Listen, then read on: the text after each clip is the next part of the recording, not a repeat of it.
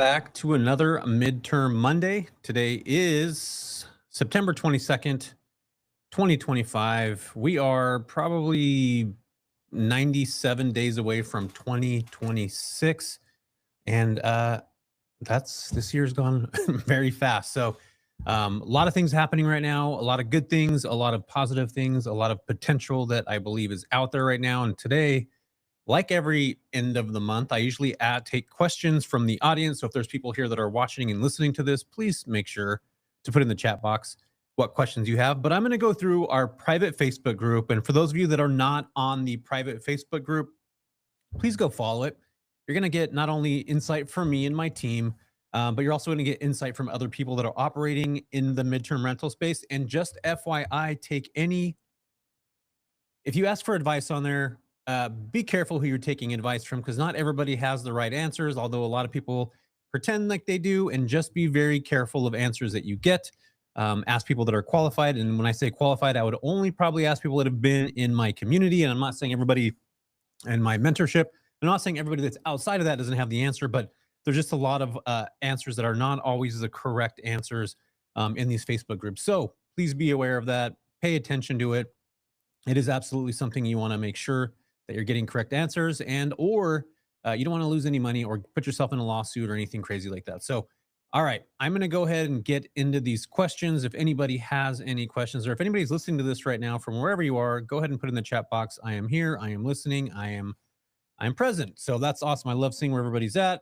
I'm looking at the stream here. So I'm going to go ahead and take and respond to the first question that I have received for the day. And this comes from May LY. Let me see if I can make a copy of this and then actually drop this into this chat box here. Okay, cool. So let me see this. If I can actually share my screen, this might be kind of cool. Allow, let's see, my tab, if I can share this tab, select a tab to share. Oh, goodness. Okay, let's see if I could do this. Nope, that's a new tab. Oh, here we go. Windows. This is what we want to be sharing here. Okay, cool. Awesome, guys. All right, you can probably see my window here. So this is the first question that I have received, and it's from a woman named May Lee. And she says, I've been struggling to set firm limit on security deposits. How much do you guys typically charge for different lengths of stay?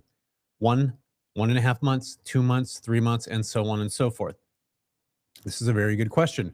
I'm gonna bring this up first, okay?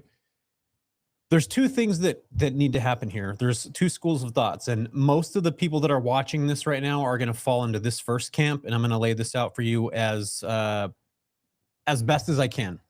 If you're getting a booking from Furnish Finder, if you're getting an individual person that is coming to your home, which 95, 96, 97% of you watching this right now are on Airbnb, you're listing on Furnish Finder, and you're getting individual people that are not connected to businesses where the businesses are not paying, I would be collecting in that situation, I would be collecting at least one-time rent, one-time whatever the rent is. So if it's a $3,000 place, you want to get $3,000.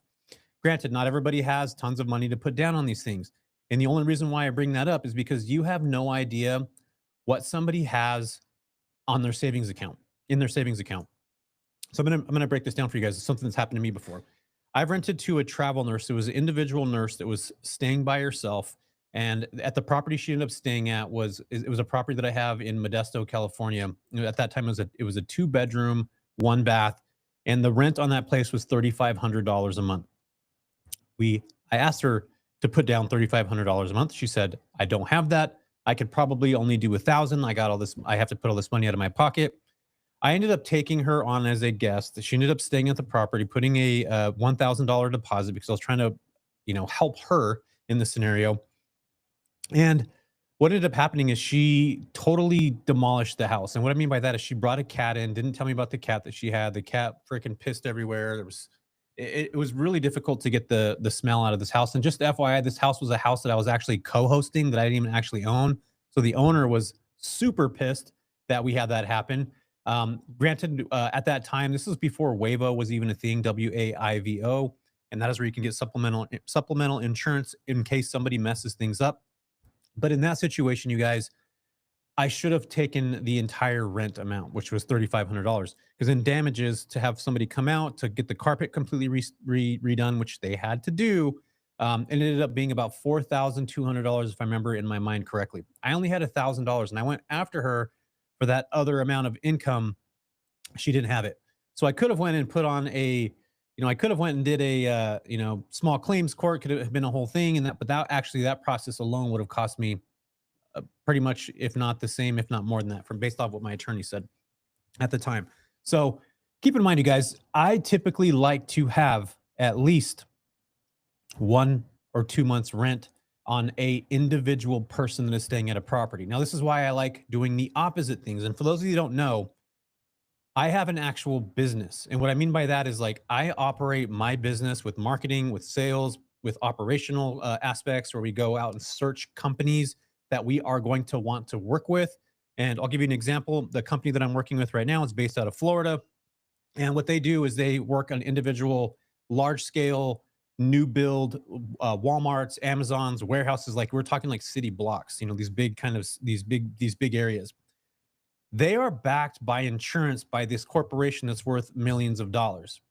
Do you see why I like to have a company that is going to be on the lease so that they might not have $6,000 to put down, and which most of the time they actually do. So I'm going to reframe that. Most of the time they do have the X amount of money that I want to put down. So say it's 3,000. We're going to use the same exact scenario. 2 bedroom, 1 bath. 3,000 is 3,500 is the long-term rental or the midterm rental rate. These companies will pay $3,500 additional, for those expenses. But here's the thing about this. They're also the leasee on these leases. So when I put a lease together, it's not a rocket science lease. I just put a traditional lease based off whatever state I'm in and just add in there that this is a company staying on assignment during a temporary stay. They're staying as guests. They are not tenants. And we will put in there that we'll talk to the companies and negotiate a rate. So they might say, we'll rent this place for 3 months. We do not mind paying $3,500 for a deposit. This company is on the lease. So if anything does go wrong, I am not going after an individual person. I'm going after the actual business owner, the company. I get their EIN number. I get all the information that is connected to that company. And again, this is why I like to create a business where I'm not actually going after the individual people, because this is where you run into problems when you have individuals that are staying at your property that are, saying they're on assignment. I mean, saying they're doing these things. You have no idea where they're actually coming from unless you do a lot of digging and all that stuff. But on the corporation side, this is why I like to do this, because I am able to negotiate. They do pay higher deposits, not all the time, but we're also able to negotiate down. But for where I can sleep at night is knowing that these companies are the leasees on these properties, and I know they have deeper pockets than an individual may have. So I just want to say that. So there's no gold standard here, May, of what the right property is or the right amount to put down. I would just caution everybody that if you are going to rent to individual people, please make sure that you're collecting at least one-time rent. I think that is a fair thing to say. But again, every circumstance is different. I operate more on the corporate housing sector, which is different. And I will negotiate with the companies because keep in mind they're the leasee on the property. Be very conscious and aware of that. That's one of the reasons why I love to do this on the corporate side. So you guys keep that in mind. There's no standard. There's no specific. I didn't read those comments. I probably need to look in there and see what's going on. So hopefully that gives you a solid answer, May. Okay. We got another question here from Jeff. And if anybody has any questions in the chat box, go ahead and throw them in. What's up, Val? How you doing? Good to see you. It was good talking to you a couple weeks ago. I hope you end up jumping in and joining our community and building your business with us. I look forward to that. So Jeff's got a question here. This is what Jeff says. He said, I could use some perspective in this group. This past week, I had someone contacted me, not someone crazy. I had someone contact me through Zillow who wants to book my place for 3 months with the possibility of extending a long term. He said he will complete his background check by this coming Tuesday. So I'm waiting to go through. Just now, I received a request through Airbnb from someone who wants to book staying today. The request is technically for one person. So Airbnb's background check covers only him. But he messaged me saying there would actually be 3 guys staying there total. Here's the dilemma. The Airbnb request is more of a sure thing, ready to book immediately. but it is a shorter stay that earns less overall. Plus, the 2 out of 3 guys wouldn't have a background check. The Zillow guest reached out first, his higher earning potential, but hasn't completed his background check yet. How would you handle this? Would you take the Airbnb booking and risk losing a longer term one, or is the Airbnb booking go and wait a little longer for the Zillow guest to finish the background check? All right. This is something you're absolutely going to be dealing with regularly. Every single person that's operating in this space is literally going to have this exact same scenario. There's 2 things that I would say here. Always take the sure bet of what you already have that's booked, or it being able to be booked today.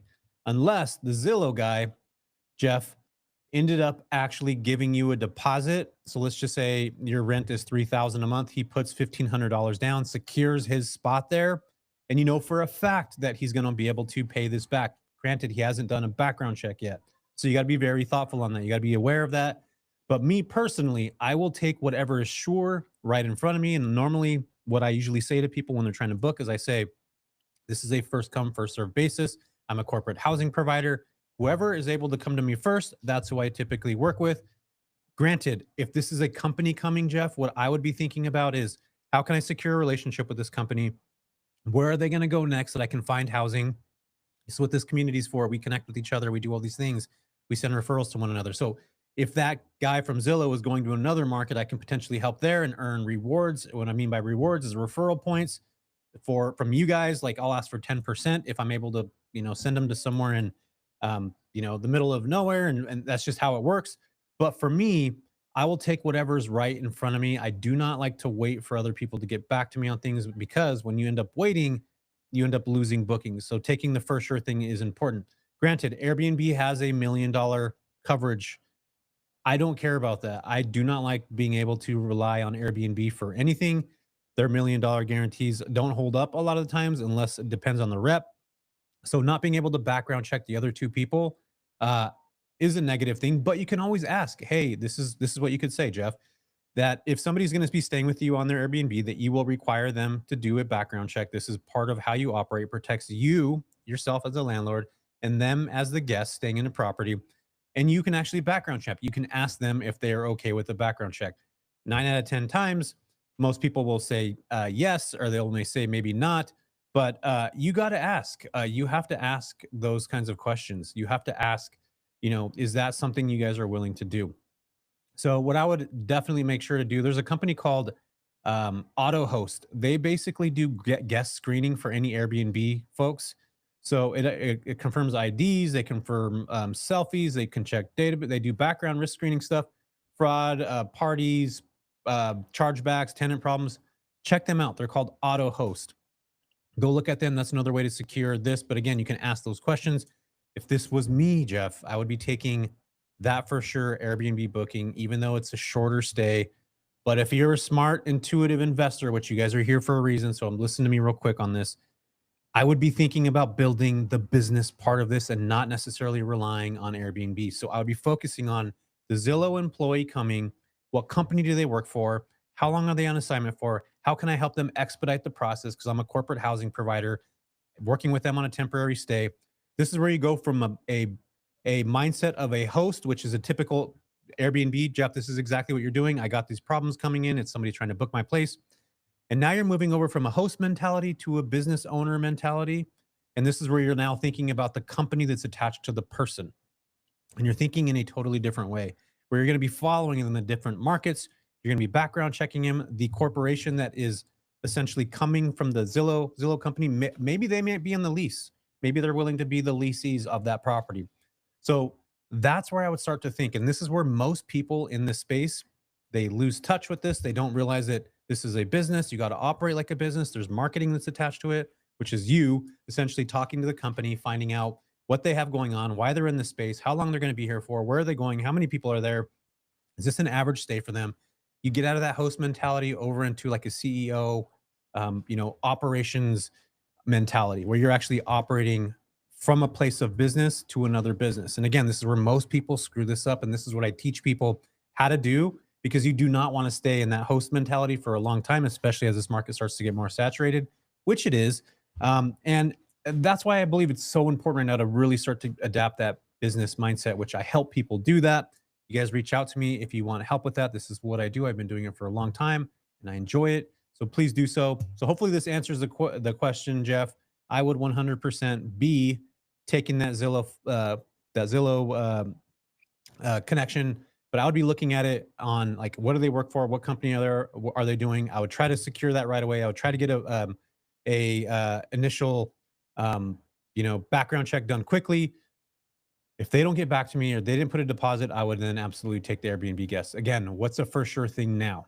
So think about that because there's always going to be inquiries that come through and they're not always going to pan out. So think smart, think ahead, be intuitive. That's absolutely the way to do it. And also go from that host mentality, which you may be in, to more of the CEO mindset of how can I actually operate? How can I get this information? How can I follow these people to the next place? How can I continue to be their go-to housing solutions provider? That is the goal. It's not just about the house that you own. And this is where everybody really screws this up. They only think about their own properties. If you guys want to succeed in this space, you have to think bigger. You have to have more of a loftier mindset when it comes to this. You have to think about, I am providing housing to these companies into another market. You might not have the houses, but guess what? They're easy to find. And it's exactly what I talk about and I teach so often. So please, please get out of that mentality of just the host mentality. It will keep you small and it will keep you stuck. Unless that's where you want to be, then by all means, please live there. Enjoy your home. Okay. We got another question here. Oh, this is Jeff again. Let's see. Where is he at? I understand that Airbnb doesn't really do background checks, so I'm wondering if I accept a booking request, then run my own checks, and one of the guests fails, can I cancel without getting hit with most cancellation penalties? I'm trying to figure out if it's safe to accept a booking first and then verify everyone, or if that completely locks me in. I also have another potential guest coming through a different platform. This is the same question Jeff's asking in a different way. So, okay, let's answer this one real quick. If you accept a guest, and again, auto host is probably what I would be doing here, Jeff. If you accept them, the second that you cancel them, they're already in the house. Like they may already be there. They've already accepted the money. So now you're going to cancel a booking on Airbnb. And if you care about Superhost, if that's something that matters to you, personally, to me, it doesn't really matter that much. It's just a badge. And I think that sometimes you got to cancel people, especially if something negative comes through.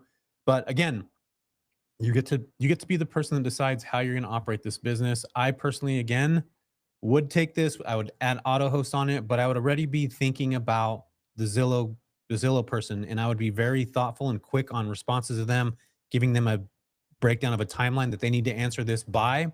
And let's just say today it's 4:00, it's 4:20 right now, and they need to get this to me by 7 p.m. tonight on the 22nd, which is literally tonight. Gives them 3 hours to do it. Doesn't take long to do a background check. If I'm not able to get that back right away, then boom, I'm done. Like I'm moving on to the next one. Take what's right in front of you that you don't have to chase. But again, host mentality, operational mentality, CEO mentality, two separate things. Make sure to think about that. So hopefully that answers the question there. Okay, let's see what else we got here. I'm going to go to, let's see here. Keith actually has a question. Keith says, what's the best way to get in touch with any housing insurance rep at CRS, Sedwig, ALE? I've tried emailing and calling. Most of them don't reply. Yeah. So Keith, first off, Keith, where are you at in the world? Can you tell me where you're at in the US right now? This is a question from Keith, so I just want to make sure I take this, which is on the screen right now. Keith is asking the best ways to get in front of a relocation company. I can tell you guys right now that LinkedIn is a great way to connect. Also, emails are still a great way to connect. Keep in mind that these folks do get a lot of messages from a lot of people at all times. So they are completely overwhelmed with people that are sending them messages. But if you're sending a message, something like, I am looking to find a insurance company, a family that needs my home, and let's just say Keith in Long Beach. I think you probably are in Long Beach if this is the Keith that I'm thinking of. And maybe I'm wrong. Keith, you tell me if you're connected to Ruben or not, Temecula in particular. Okay, cool. So I would be asking, I would be emailing saying, hey, I work with a bunch of corporate companies. I have a lot of, connections in this market. I want to be able to help you, with placing tenants or placing guests who've lost their home in different markets. What has been sitting on your desk the longest that I can potentially help you place? This is where everybody's going to lose their minds. So real quick, just listen to this for a second. I'm not asking to get my house booked. Keith, you're asking to get your home booked. If I want to build a relationship with somebody, I'm going to go there and I'm going to ask, what can I do to serve you? I'm not thinking about myself. I'm thinking about what their needs are. And their needs may be a different market, a different home that they've had a hard time finding placement with. Guess what I'm going to do? They're going to give me that property. Maybe it's in Mohawk, Michigan, and I have to go look for a property out there. And all of a sudden now I start looking. I'm going to go find them a home and say, here are 3 options. Have you found these already? And if you haven't, I would love to be able to help you find these. I already connected and talked to the owners. Here's 3 things that they're particular about. Here's how I can help you with that. And you literally actually do a job for them instead of getting your property booked. That's how you start to build a relationship. Too many people are me, I, my place, my place, my place. Keith, I'm not saying that's you. But what I'm saying is that's how most people are thinking. Again, that goes to the host mentality. Me, I, my place. I want to get it booked. I need money. I need to not pay this mortgage. That's where 99% of hosts live. It's just their specific thing. If you want to win in this game today and going forward into 2026, you got to think on the other side of this, which is thinking like a business owner. And I'm saying this again and again because I can't urge this enough. I'm going to be thinking about how can I provide a service for this company? How can I provide value to them? I'm not just thinking about my place. Yes, it'd be nice to get my place booked and it will happen, but I want to be able to serve this person with whatever company in a different market. That's the way I would frame this right now, Keith. I would be thinking not about you and your property, but how can I serve these people and how can I serve, how can I actually be of service to them? And again, this is what most people do in this space because they don't understand it. They see high income, they see the 7, 8, 9, $10,000 with these insurance companies. And to be honest with you guys, honestly, I believe that the insurance temporary housing space is going to start to wind down where they're only going to be using a set amount of people. They're going to be going into their databases a lot more. They're going to be using Airbnb to pull properties. So if you don't have relationships in the temporary housing space now, it's only going to get more difficult and more difficult, especially if you're sending emails about my place. So long-winded answer to a short question, Keith. Hopefully that answers it. But again, it's not what they can do for you. Like, what can you do for them? What service can you provide for them? How can you actually help them? If you just go to them and say, hey, I have a place in Temecula. It's on the corner of 3rd Street. It's beautiful. It's for 6 people. They don't care. They do not care about your property at all. I'm sorry to tell you that. But what they do care about is like, hey, I am connected to a bunch of people. This community that we're in right now, like I said, go to the free Facebook group. There's over 11,000 people there. Um, there's properties everywhere. So just help them find a home for whatever market they're looking in. That's how you start to build a relationship. You'll eventually get your house booked in Temecula, but it is absolutely not going to work that way if you're just trying to get your place booked. It's absolutely the way to think. So yeah. Anyway, hopefully that answers your question, Keith. And again, 2 frames of thought, right? Don't forget that. Okay. So this thing is messing me up today, you guys. All right, let me take, there we go. Hide. Okay, cool. All right, we're going back to this question here. This is from Gabby Liu. She says, hey hosts. I am not a host. I'm going to call myself an operator or CEO. So, hey hosts, we don't want to be hosts. Keep that out. But Gabby, you're good. I just launched a 4-bedroom, 2.5 bath furnished house, $7,500 in North Pomona, next to Claremont as a midterm rental, listed on Airbnb Furnish Finder. It's been about 10 days with 1 inquiry. For those who are experienced with MTRs, where is a good place to list and get good traction? Any tips on reaching relocation families, corporate tenants in the Pomona Inland Empire area? Do you find Zillow works? Okay, this goes back to exactly what I was talking about today, you guys. This is exactly the same approach of I'm listing on a platform, host mentality. I'm going to list here.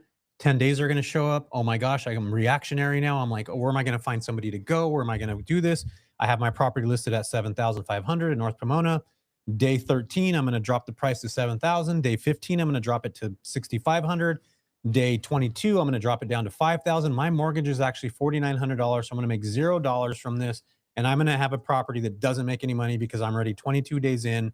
And I'm scared that I'm not going to be able to have enough money to pay my mortgage for next month. This is where 99% of people live. That's a reactionary point of a midterm rental host. I'm going to say this again, you guys. The other side of this is CEO mentality. You start to find the clients. You start to be proactive. You're proactive in this approach. You're proactive in the search. You're proactive in connecting with other people. So that takes away that reactionary because it doesn't feel good to react to things, especially as they start not to go your way. you start to adapt, you start to reach out to these companies, start to connect with people. So the best place to get good traction is going to be Airbnb. It's going to be Furnish Finder. It's going to be Zillow, which, yes, Zillow does work. A lot of people are looking for property on Zillow. Most importantly, they're companies. What I would be doing here, Gabby, is I would be looking for companies. Like you're in Pomona, one of the most, for those of you who don't know, Pomona's over in the Los Angeles area in the Valley. There's a tremendous amount of people that are going there that are working on assignments, corporate companies, all that kind of stuff. So I would be looking at Facebook groups. Is there any new, travel nurses that are coming? I would be looking on, I would actually use Chat GPT and just say, actually, let's do this right now together, you guys. I'll do this with you guys. We'll ask a question and see what happens here. Let's go. Let's do this. All right, we're gonna do this live. Okay, so check this out.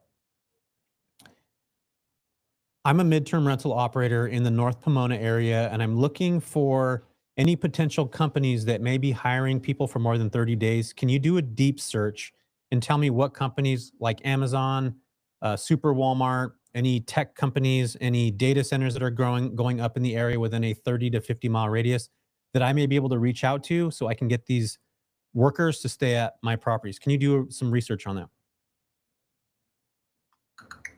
It's going to do some research. It's better on the tech stuff, but she's going to talk to me right now. So just hang out for a second. So after looking into it, here's what I found. In the immediate 30 to 50 mile radius around Milwaukee, Michigan, there. Oh my gosh, that's the wrong. Okay, so I got the wrong place. Pomona. Let's ask Pomona here. Let's see here. Anyway, you guys get where I'm going with this, okay? It brought up the wrong thing, but that's what I do. I'll start to ask Chat GPT or any type of AI where something's at. You guys got to do the research on this. You got to start to look. You got to start to find out where these are going. We have this like little Einstein in our pockets now with AI, Claude, Chat GPT, Gemini, Grok. There's so many different ones that will do literal deep search for you so that you can find out what companies are coming through. I'd pick up the phone, Gabby. I would dial them up, say, hey, I have a property in this market. This is perfect for wherever your job site is. Can you tell me where your job sites actually are in this market? And as they're talking to you, you're writing it down, and you can go in and ask ChatGPT, hey, this is the property. It's at 123 Main Street. Their job site is on 345 Main Street. How many miles away is it? So now you start to build a little kind of workbook, or not necessarily a workbook, but you're basically putting together another conversation with them to say, hey, I have this property in this market. It's 0.25 miles away. I have another property that's in this distance. It will sleep 6 people. That's 7 miles away. So you're giving them options. You're providing housing solutions for these companies. Again, most people aren't doing stuff like this. So instead of being reactionary, you're being proactive. And this is where the operational CEO mentality comes in, you guys, because this is a business. And if you're not thinking about this like a business, you're going to be in this exact same scenario month after month after month after month. So incredibly important to think about that. Any tips for reaching out to local families, corporate tenants in the Pomona Inland area? I just talked about that right now. Reaching out to the insurance, temporary housing spaces. You're also in a market that has a lot of film and television and all that kind of stuff. I would be looking on LinkedIn and looking for any production assistants or anybody that you can reach out to that's looking for housing. This is what I mean. You go deep into those kinds of things. This is what I teach in AirVenture Academy, you guys. I teach people exactly this so they don't put themselves in this scenario, because it's extremely common. So, okay, last question she has here. Do you find Zillow works? Yes, just like with anything, Zillow is going to be a process. You're going to need to look for stuff. You're going to need to ask questions. You're going to have to find out what exactly is going to be very important for those people. So if you're looking for corporate relocation, you're going to put a really cool Zillow thing together that says, not beautiful boho bliss property 1, 2, 3. You're going to say 3-bedroom, 2-bath, corporate Wi-Fi, or 3-car garage, whatever it is. Like you're going to want to give the information that they're looking for right away in your headline, not this like Airbnb thing of the most beautiful house on the planet. And it's a different type of scenario. So you're going to be speaking directly to the types of clients that you're going after, which I think is very, very important. Let's see. Jose says, hey, Jesse, remind me again what the key demographic characteristics are, what you should be looking for in areas with midterm rental properties. Actually, let me put this on the screen. Contact them or submit your property for housing. Sometimes they have yep, Tanisha's right. Yep, sometimes they do have that. Okay, let me go back to Jose here. Great info, as usual, Jesse. Remind me again what the key demographics, characteristics are that we should be looking for in areas to buy MTR properties like B class, neighborhood 3-2. Okay, got it. Okay. My favorite demographic, and again, this is going to be different because every market is completely different. There's not a one size fits all for every midterm rental market. And anybody that tells you that, please head for the hills because that's not absolutely correct. My favorite property is a 3-bedroom, 2-bath. Now that works in the Central Valley of California, all the way up from Fresno, all the way past Sacramento. It's always worked. It kills. Now you go to San Francisco, Oakland, San Jose, and other markets that are in the Bay Area. 1-bedrooms do really well. They're booked all the time. Every market is completely different. For me, I love to have a 3-bedroom, 2-bath because it gives me multiple different exit strategies. I can midterm rent it. I can short-term rent it. Hopefully the city allows me to do that. I can rent by the room, co-living. There's all kinds of different exit strategies that I can have with a 3-bedroom, 2-bath. Plus, I like going after companies like I talked to you guys about before. That CEO mentality of I'm actually being proactive. I'm creating a book of a Rolodex of people to connect with. I'm looking for these types of employees that are going to be staying at my property. That's exactly what I'm doing. I'm extremely intentional about that. So I would urge you guys to do that. The class neighborhood, this is important too. 3-bedroom, or excuse me, I really like C plus or better. When you start getting in the C minus or even D class neighborhoods, working class, like if you have travel nurses, which may happen if you have, C-suite executives that are coming through, or you have, other corporate folks coming through, they're not going to want to stay in a C minus neighborhood. So the neighborhood's going to matter what it looks like. It's going to matter what it looks like to drive in. You might have a house that doesn't look great on the outside, but it's really nice on the inside. I still believe neighborhoods do matter tremendously, especially if you're wanting to scale in the space. So for me, and what I've seen other people who have been very successful at this, they're typically in C class, C plus neighborhoods or better. Demographics, I love college towns. I love hospitals that are nearby, especially level 1, level 2 hospitals. That means a lot of people are coming through. Any new tech hubs, like Colorado has a lot of stuff happening. Texas has a lot of things happening. There's just areas where there's a lot of new innovation, a lot of new infrastructure that's happening, and even the data infrastructure, which is we're starting to see now. Where those old roadways and things, those are going kind of the wayside, and they're putting the government's right now putting a lot of money into Stargate and all these other things, which are data centers that are across the U.S. Those are great markets because there's something new that's coming. It's attracting new people, and you have longevity that's going to be attached to that. So I love that. Yeah, small yards. I mean, that's great. A backyard, a fenced backyard, a bathtub in a property. So if you have a 2-bedroom or 2 bathrooms, one of them an actual bathtub. I've noticed it with insurance companies. I've lost claims because I didn't have a bathtub in certain properties. So super, super important to have that, you guys. I can't stress that enough. And parking. Those are also really important things when you're operating on the midterm rental side. So be proactive, think ahead, and really be cautious and aware of what you're buying, or if you're arbitraging, whatever that is, make sure it fits in those demographics. So, yeah, thanks for that question there, Jose. Hopefully that helps you out. Awesome, you guys. This concludes another episode of Midterm Monday. Anytime you guys ask questions, please shoot me a note. Let me know. If you guys have any questions about anything going on, obviously in the chat box here, you can throw them up, which I was able to answer them. And also in the Facebook group, I've answered some of the questions that come through. And I appreciate you guys for being here. It's really awesome. If you're interested in actually building a business, working through building a business to create whatever that is for you to either leave your W-2 job, please reach out to me. I would love to have you, or love to chat with you to see if you're a fit for AirVenture Academy, which is an academy that builds businesses. And we take you from that host mentality to the CEO operational mentality, which again, if you want to survive in the midterm rental space over the next, especially in 2026 and beyond, you have to get out of that host mentality and over into the operational mentality. And that is a totally different beast. So appreciate you guys. Hope you got some value from these questions today. And if you need anything, oh, one more thing before I forget. For those of you that are watching this, I put together a list of like all the questions that you guys ask me all the time, which is like, how do I reach out to these companies? Somebody just wrote it on here. Go to mtrstrategy.com. mtrstrategy.com. I got a list of all this free information. I probably should have put this up. I probably should have sold that, but I'm not. It's for free. It's a bunch of resources on how to actually do this, templates. Everything's on there. Go check it out, you guys. It's totally free. mtrresource.com. Appreciate you guys so much. Get out there and keep doing the damn thing. And again, go from that host mentality. It takes time and energy. Get around people that are thinking like this. And I'd love to have you in the academy, by the way, and start getting into that CEO mentality so that you stick around in the space as it continues to evolve. So appreciate you guys. We'll see you next Monday.